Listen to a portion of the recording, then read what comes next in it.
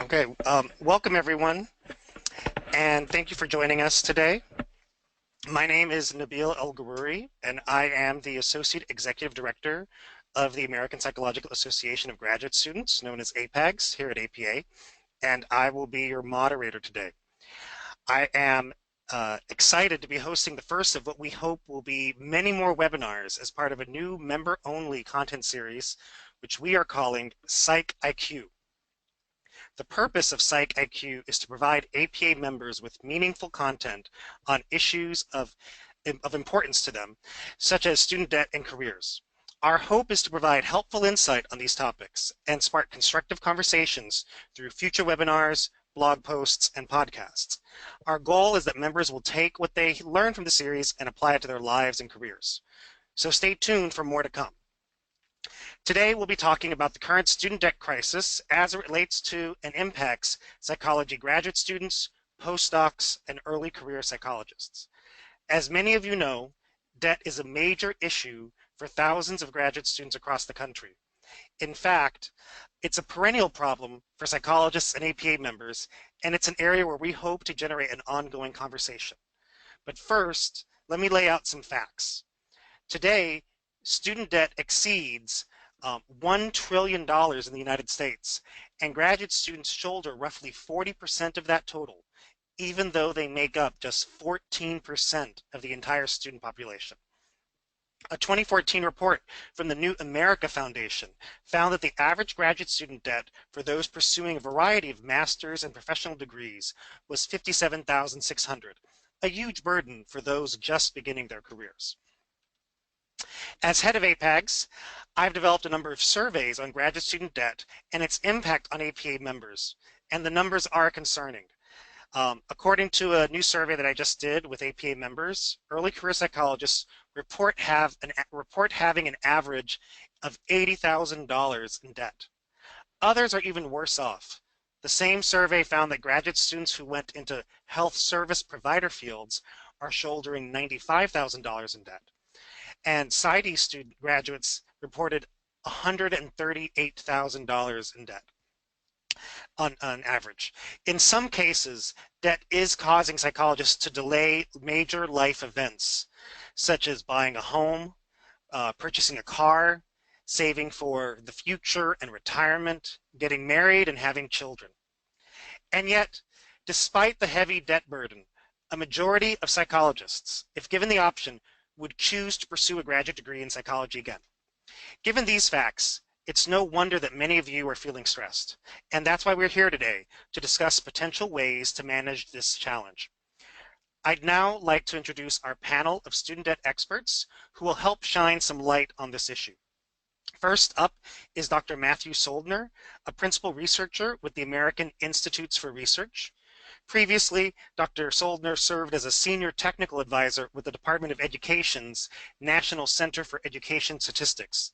Matt's research has focused on financing post-secondary education and federal student aid programs. After Matt, we will hear from Dr. Maribel Carlson.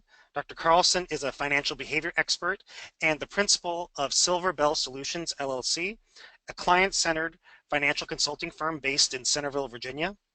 Dr. Carlson earned her PhD from Kansas State University in personal financial planning with an emphasis in financial therapy, and she holds both the Certified Financial Planner and Accredited Financial Counselor designations. Our final presenter will be Caitlin Pitzker, a staff writer with Kiplinger's Personal Finance magazine, based here in Washington, D.C.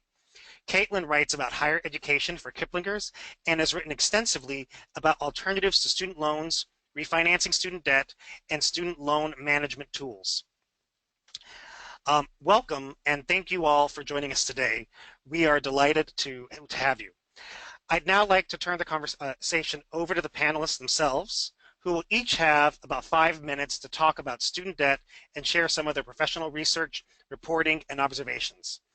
After these brief presentations, we'll have a Q&A session, drawing from the questions you may submit throughout the webinar.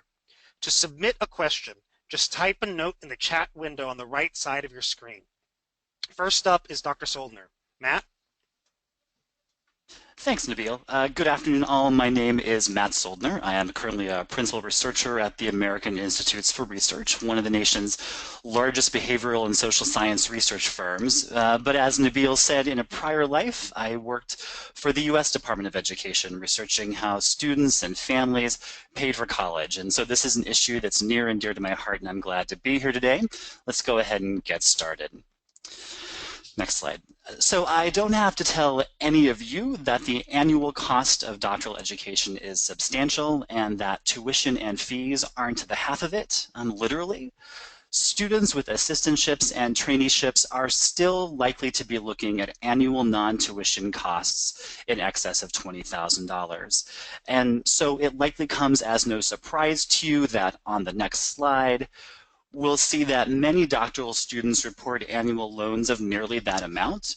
You'll see that for the most recent year that we have data, the average annual federal loan amount was $18,300, and that adds up. Most psychology programs take 5 years to complete, and you'll see that this national estimate, nearly $92,000, is well within the bounds of the data that Nabil just told you about as part of his surveys. And as his data demonstrated, that number can climb much higher. And so the question really is, what does repayment look like with this kind of debt? And so on this slide, you'll see that I'm contrasting two repayment scenarios just to kind of get our heads into this topic based upon a borrower's total indebtedness here in the first column. I'm assuming that the borrower has multiple loans and they've taken the opportunity to consolidate these loans into a single obligation. Now, the second column, standard plan, assumes a fixed repayment amount monthly.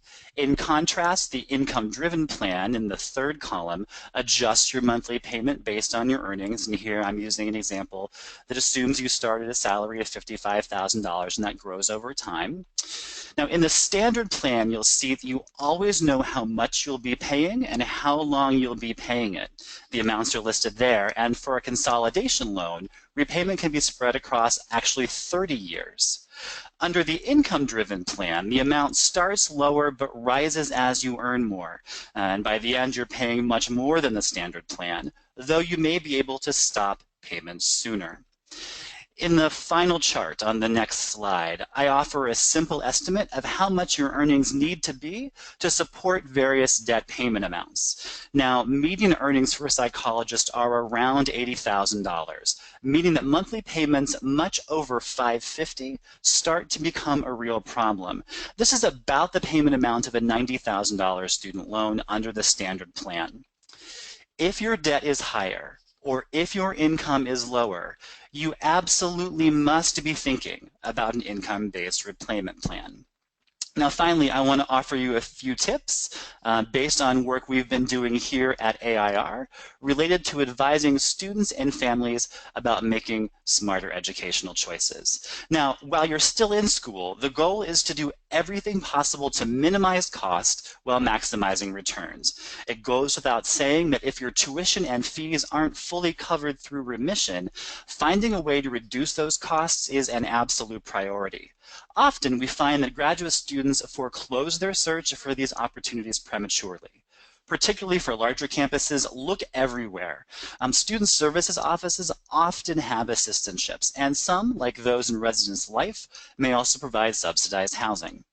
Obviously, do all that you can to complete quickly. And finally, on this slide, be willing to think outside the box. Now, you may see yourself working in an academic setting, but consider training experience as it exposes you to other contexts, like private industry or large consulting firms. They may offer better returns.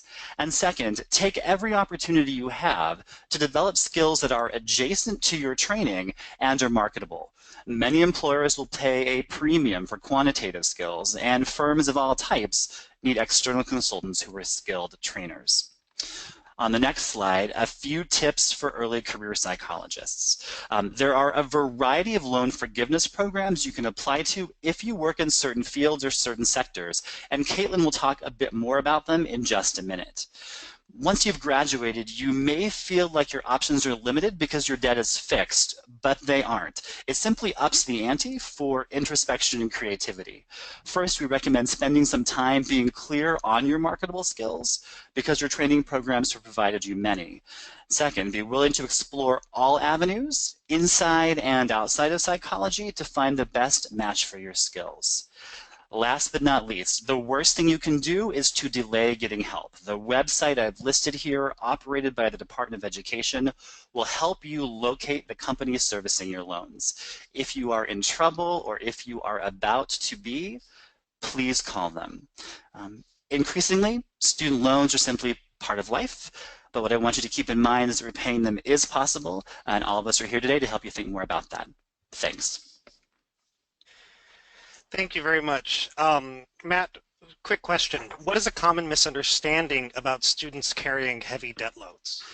So, Nabil, I think especially amongst folks who have very high loan balances, there's a sense of kind of just an inability to do anything to make loan payments sustainable, that there simply aren't options. But I want to let you know, in a little secret of this, is that both loan servicers and, if it comes to it, debt collectors are incentivized to get you back on track, often by negotiating terms that can be very favorable to you. So even if the amount seems very high or you're traipsing into difficult territory, reach out to the folks who are contacting you because they have a reason to want to get you back on the best financial footing they can. Thank you very much, Matt. Next up is Dr. Maribel Carlson. Thanks, Nabil. I wanted to spend some time today talking because I know several people on the call have probably already felt some of these feelings that you're seeing in front of you of overwhelming, of frustrated, of just don't even know where to start.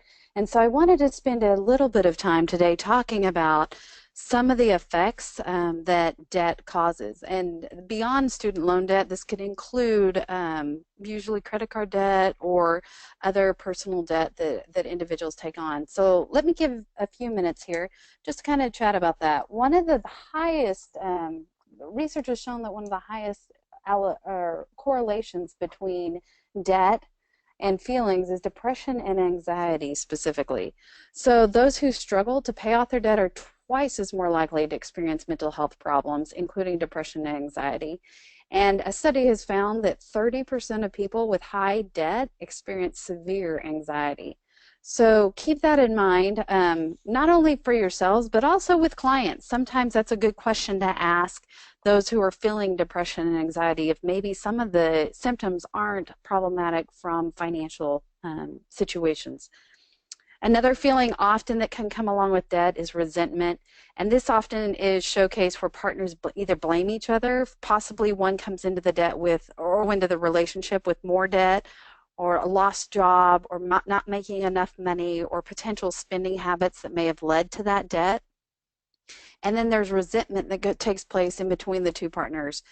Studies actually have shown that money arguments are the top predictor of divorce. It goes beyond even just cohabitating relationships. It also includes employers who sometimes individuals will feel that they resent because they aren't paying them enough. Even family members or friends who maybe don't have the same struggles that you feel that you have, and then also parents who maybe didn't explain the effects of debt, or even potential counselors at school, student loan counselors, that you kind of look back with that regret. Often denial, and often with denial, I call this the ostrich with their head in the sand, where you just want it to go away, so you completely ignore the problem, which might feel good for the moment, but to be honest, in the long run, it increases your late charges, your interest rate increases, payments just don't go down due to some of these problems. We've talked about stress. Obviously, it goes hand in hand with anxiety. In fact, stress that comes from debt can eliminate all happiness that you get from spending money in general, not just spending on debt. And 64% of graduate students have said that they constantly are concerned over their debt interferes with their optimal functioning, and that was a study by the APA. Others feel anger and frustration, especially with unforeseen events that trigger part of the debt, potential things like medical issues, job loss, divorce. Regret is another feeling that you wish you had applied for more scholarships or financial aid, or understood the loans better while you were in school, but now you have it and you don't know what to go on. And then finally, the last three are shame, embarrassment, and fear. Shame coming from the fact that it's a taboo topic we don't want to talk about already.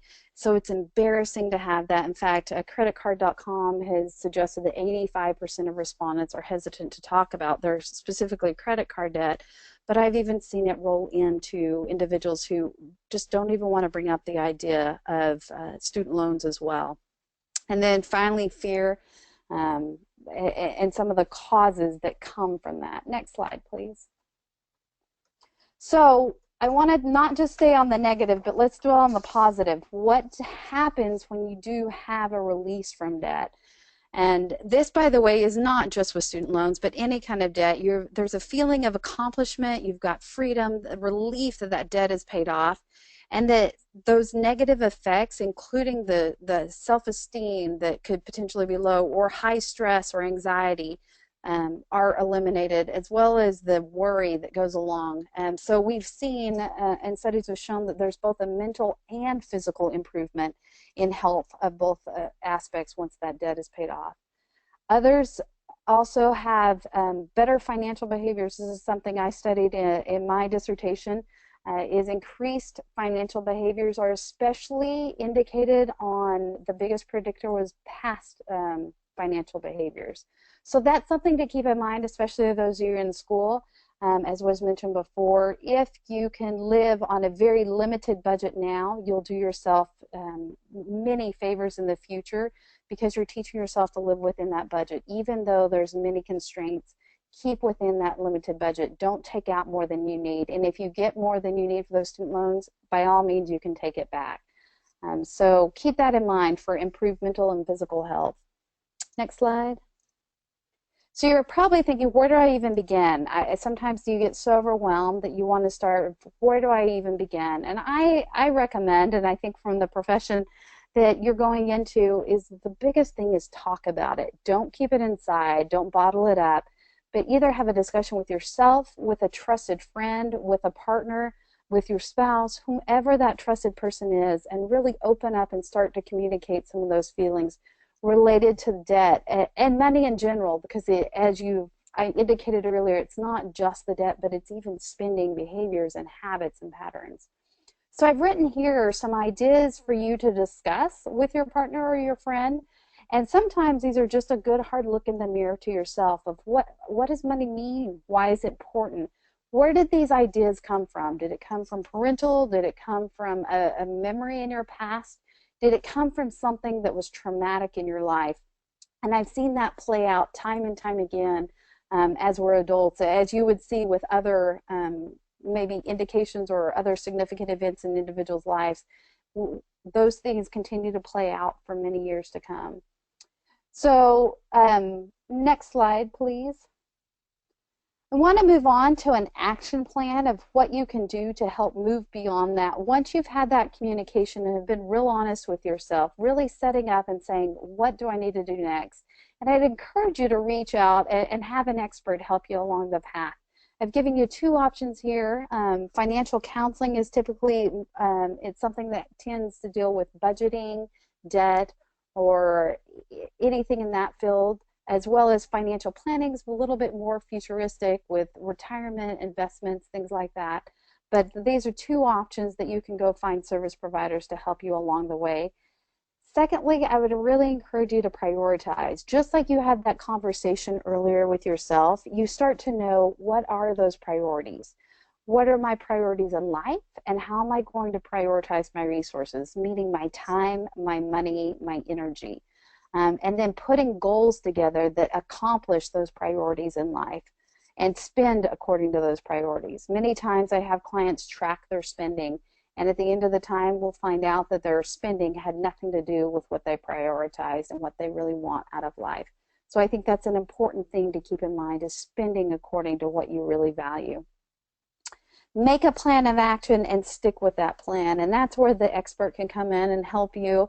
Even a coach can come in and help you along the way of figuring out what to attack first and how to attack it. Keep in mind that it's not going to be paid off overnight, but even little bits help, and that goes along with the last one of just celebrating those accomplishments along the way.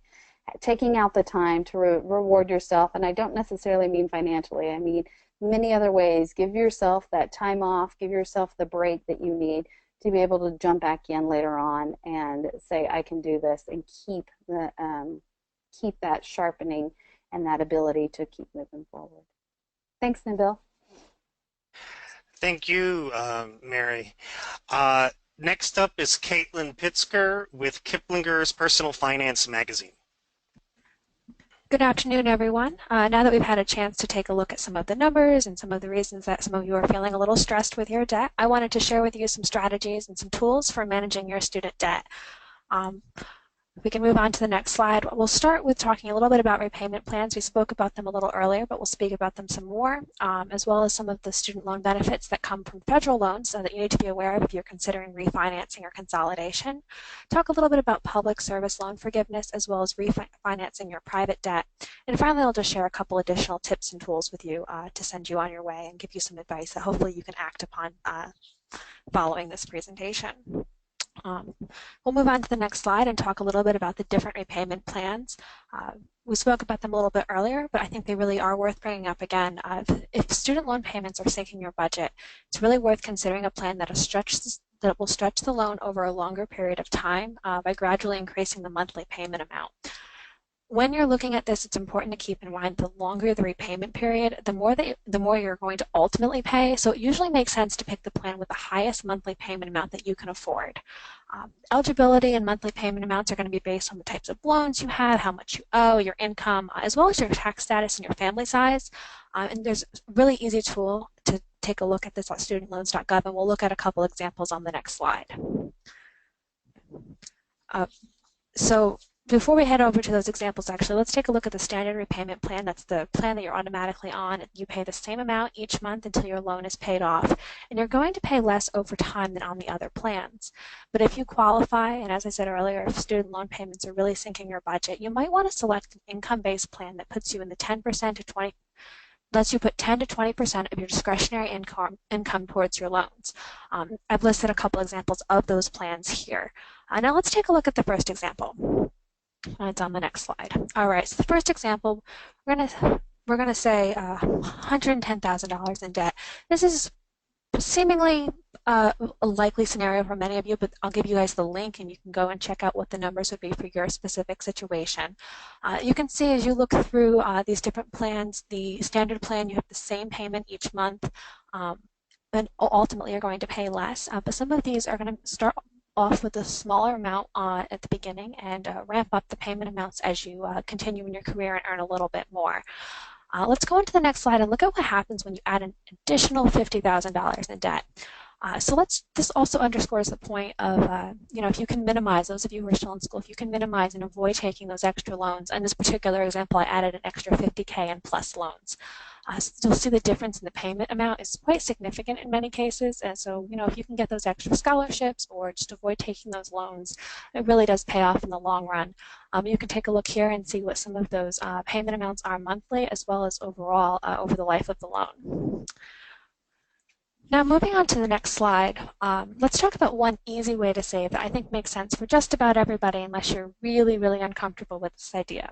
No matter which repayment plan you're considering for your federal loans, I highly recommend considering enrolling in the servicer's automatic payment program. The direct debit program helps ensure that your payments are on time. I know life can get busy and it's easy to miss a payment, so you're not going to have to worry about that.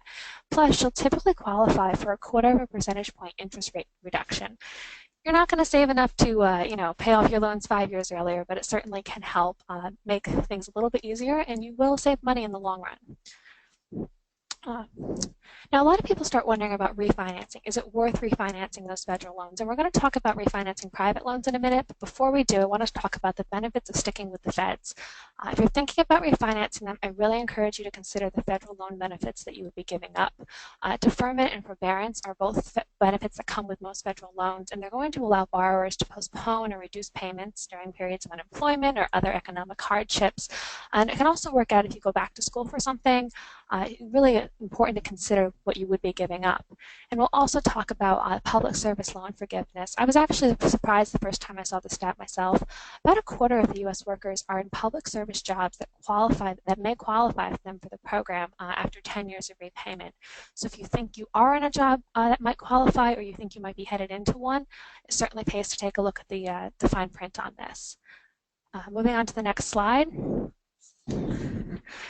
As I said earlier, the Public Service Loan Forgiveness Program, there's actually a fairly sizable portion of the population that works for employers who would qualify for this program. Again, you have to work for those employers for 10 years, and you're making those payments 120 on-time monthly payments, and if you're consolidating it, you have to do that before the clock starts ticking. But if you're working for a government organization, a 50C3, or some other not-for-profit organization, definitely could make sense, and it can save you a lot of money in the long run. If you think you qualify, I highly encourage you to check out the Department of Education's Public Service Loan Forgiveness Program. I've linked to it here in the slide, which they will share later.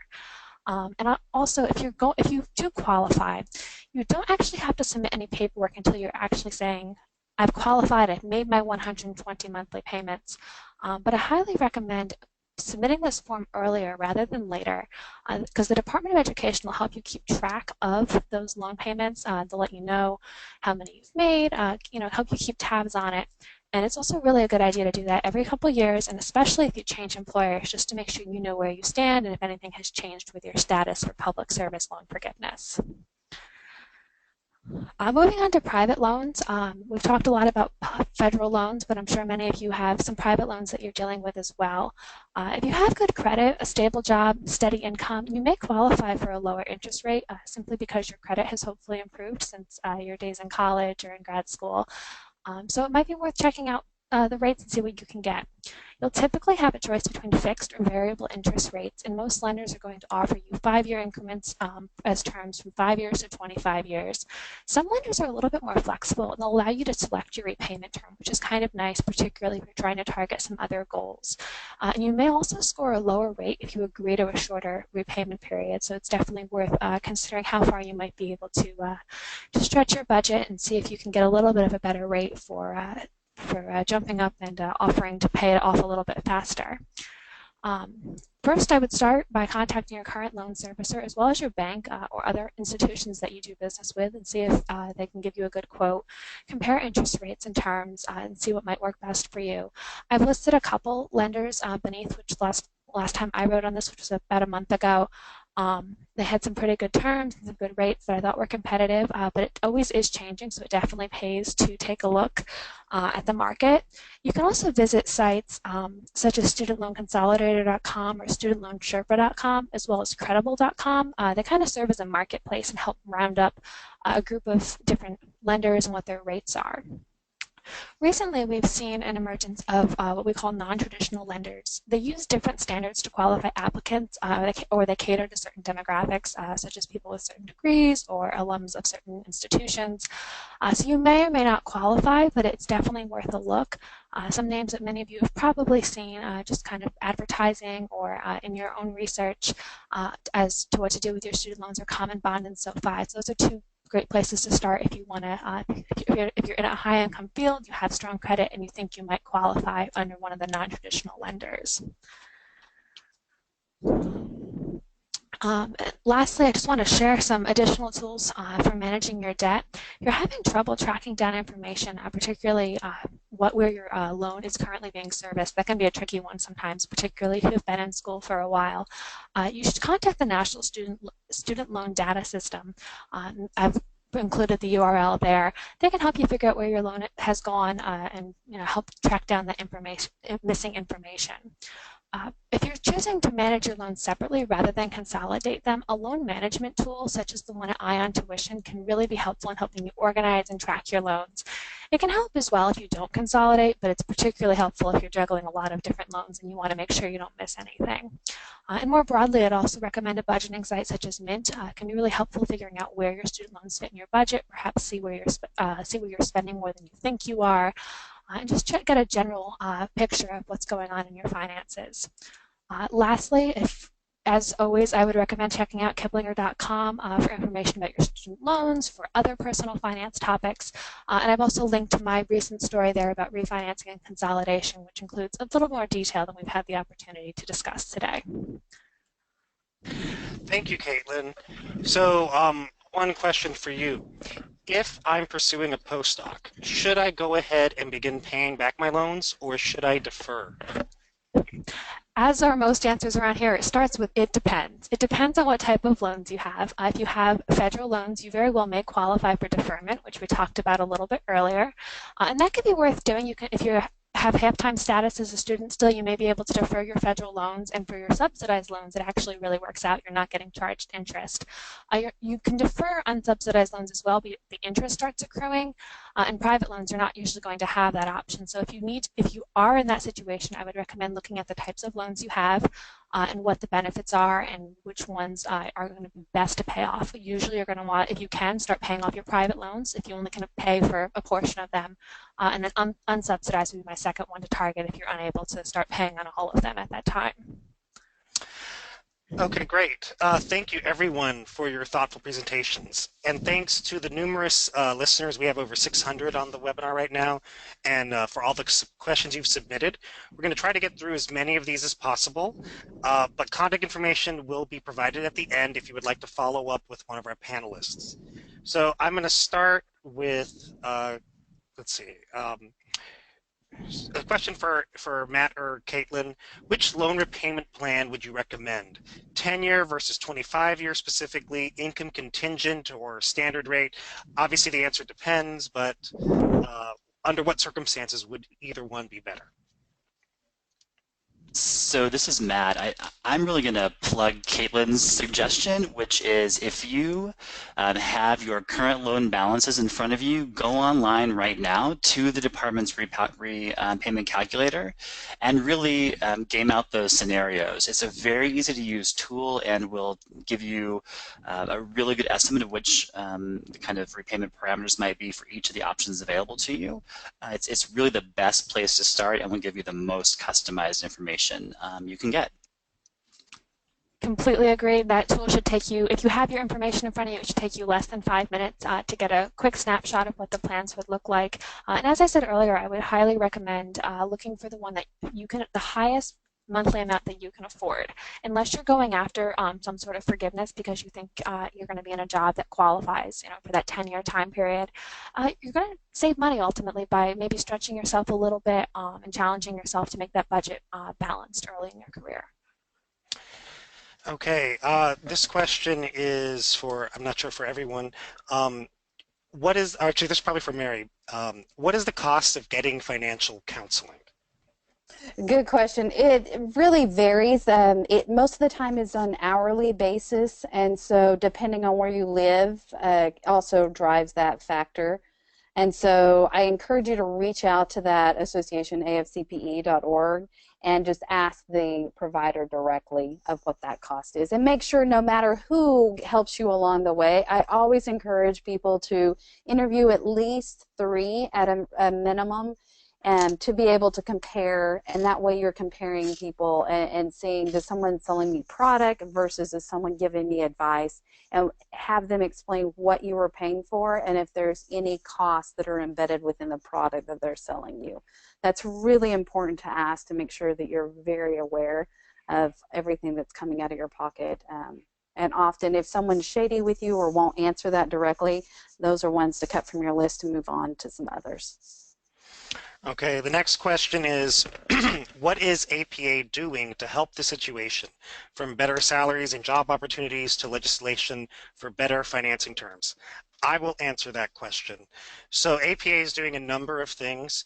First off, we've partnered with Representative Judy Chu from California for a bill called Post-Grad, which would restore subsidized federal direct loans to graduate students. In 2012, those loans were, subsidized loans were cut for grad students, and those loans, subsidized loans, the government pays the interest while you're in school, so the principal doesn't grow. Unsubsidized loans, the interest is added while you're in graduate school. So this bill we're advocating for. So if you see an action alert on this bill, please forward it and do it, and encourage your congressperson to sign on and pass this bill. Other things that we're working on, the biggest thing that could have the most impact really would be Medicare definition of physician. So this is not direct, but right now Medicare psychology is not included in the Medicare definition of physician, and there are lots of training dollars that could come with that status. And so we're trying to advocate to get the Medicare regulations changed. If that happens, then there would be a lot more there potentially be more training dollars. So that would provide potentially more stipends and assistantships, particularly at the internship and postdoc levels. So that's another thing that we're working on. And then finally, we're also really working out on education. So we're talking about these opportunities. This webinar here, we have some materials for undergrads and people applying to graduate school to look at and consider the costs. The final thing that APA is doing is for accredited doctoral programs in psychology, which is in clinical counseling in school. APA lists the costs of school as part of this disclosure data, so you can see what amount of money it will cost to go to school. Most programs, honestly, if they provide funding, will tell you very quickly, because that is an advantage. So you can find those kinds of questions on the websites of the programs. Okay, let's see. Another question from listeners are, should I wait to buy a house until my debt is gone?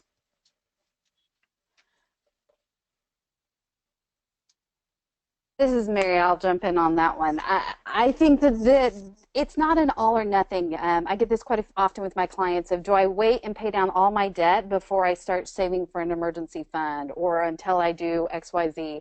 I am a strong believer that it's not everything or nothing at all. I think that you can do a little bit of both. And again, this is going to really be driven by your budget.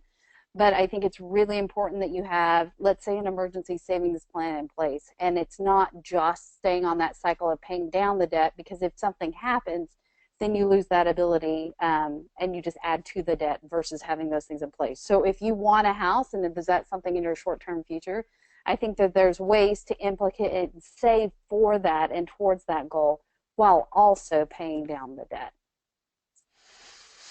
Okay, great.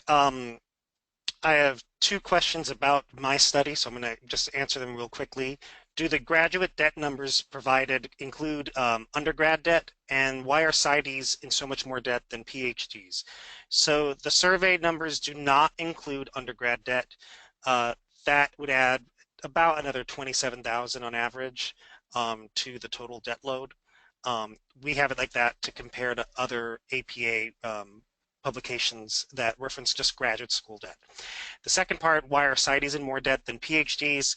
That's really a function of PhD programs tend to offer more funding, so they often have students will get tuition remission plus a stipend to go to school. So you might need a loan for extra expenses that you might have, or if your stipend is not enough. But often the PsyDs are in independent schools, so they're not part of a large university system, but a freestanding psychology program, and those don't often have those numbers of funded positions. Okay, let's see. Other questions I have.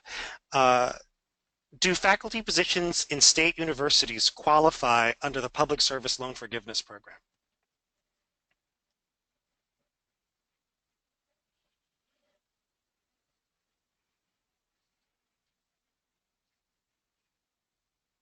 You know, that's a great question, and off the top of my head, I don't have an answer for you. But what I can say is there's some excellent information and FAQs online if you head over to the links that are in the slideshow to help people figure out if their employer qualifies, if they may qualify, all the questions they may have.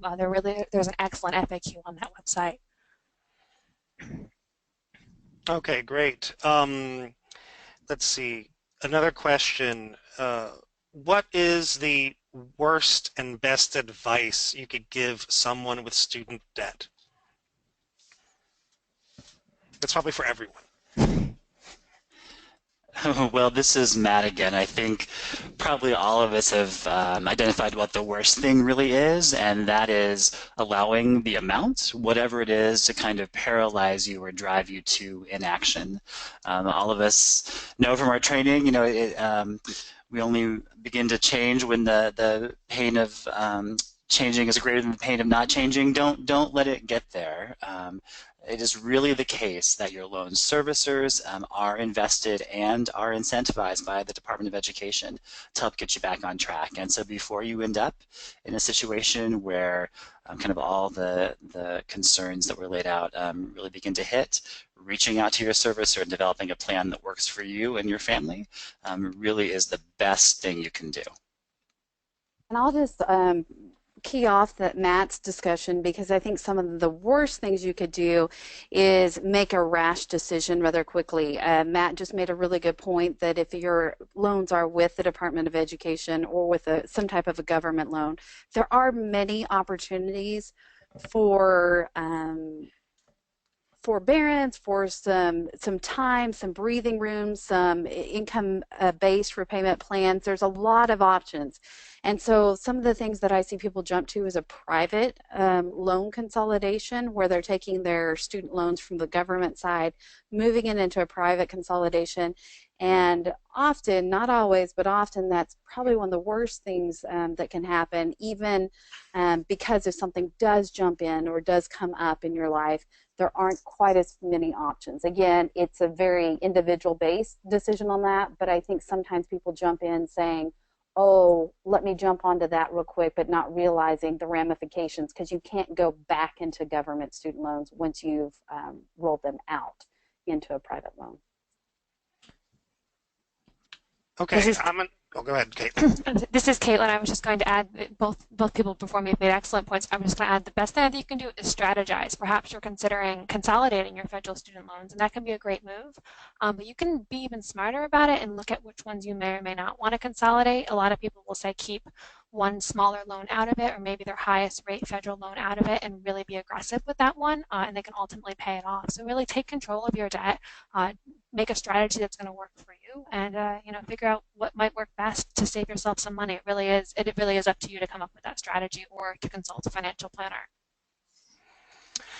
Okay, I'm going to combine two questions that readers or that attendees gave us.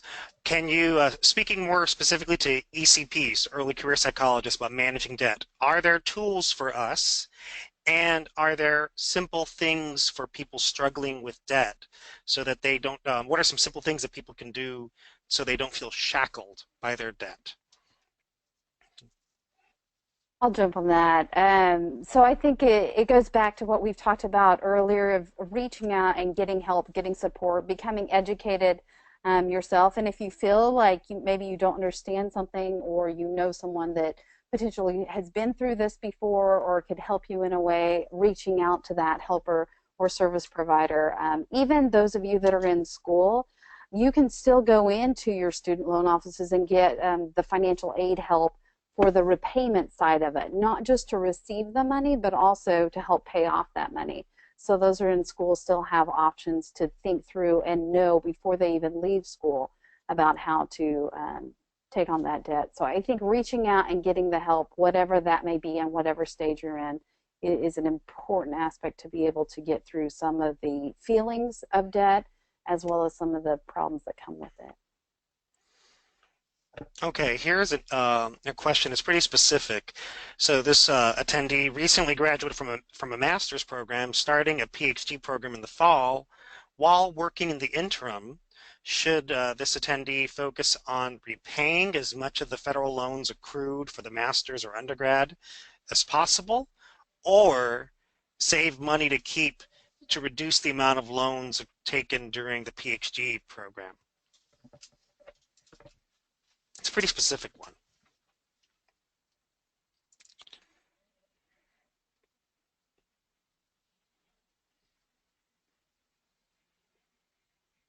So this is Matt. I think it's hard to say unless you actually run the numbers.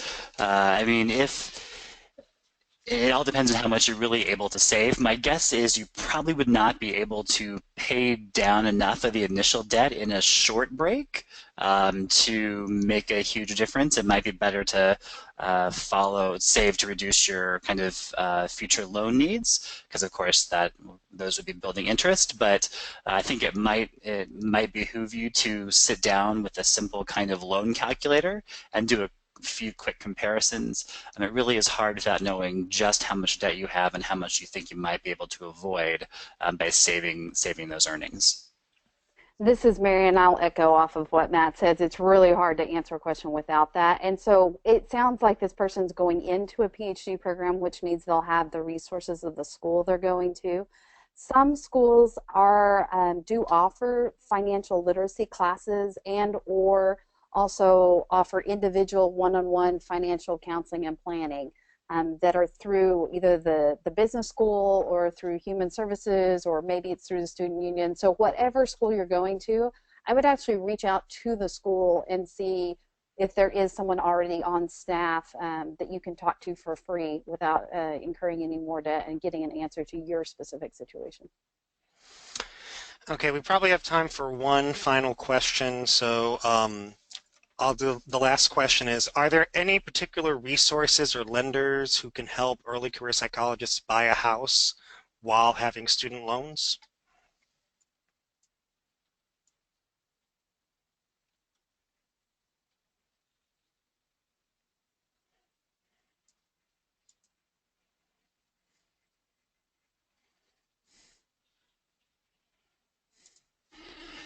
So this is Matt. I don't have a specific answer for that purpose, but I would, if your credit rating is otherwise good, I would encourage you perhaps to consider the folks that Caitlin mentioned in her discussion of this kind of new crop of non-traditional lenders who really have a sort of values-based orientation to lending and are looking to finance certain kinds of folks. They're unique companies, they have kind of a unique orientation towards financial services and might be beneficial in your case. I just think it merits checking out and seeing if it might work for you. I'm going to put in one more question before we end, because I think it addresses something we brought up earlier. Should early career psychologists be putting off major life milestones like having kids, buying a house, while debt is so oppressive? I think that's a pretty drastic jump. So I think it really depends on what your priorities. This is Mary again, with my clients a lot of times, what we'll do is prioritize those things that matter the most for you. So if getting married and having kids is fairly high on that list, then I don't want to see the debt drive your decision for that choice. And so really making sure that your priorities are at the center and the heart of what you're spending and what the money is for. Money is a tool and a resource, but it drives often many people's. I will work a lot with the military and government employees, and often it drives decisions like to deploy or not to deploy or other things along the way. And I hate to see that. And so I think coming back and keeping those tools and resources in check and utilize them for what they're meant for and not driving your personal priorities and decisions in life.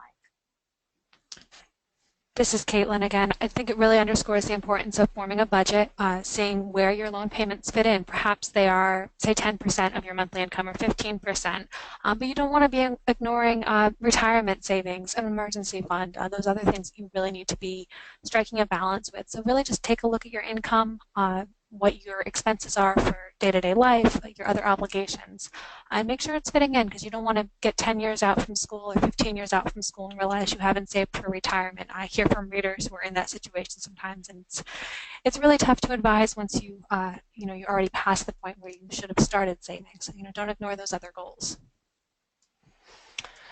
Okay. Thank you to all of our panelists for their expert advice and to all of our listeners for your participation today. This concludes our first webinar in the Psych IQ series. I've been really thrilled to hear all these great questions. We hope you have found it useful and have learned some new ways to help you manage your student debt. As part of the Psych IQ series, we are in the process of developing future webinars, podcasts, and articles, all with the aim of helping you make the most out of your psychology degree. We hope you'll join us for our next webinar on emerging career paths for psychologists in August. Check back on the APA website in the coming weeks for updates and keep an eye out for registration information. So thank you again, everyone, and have a great day.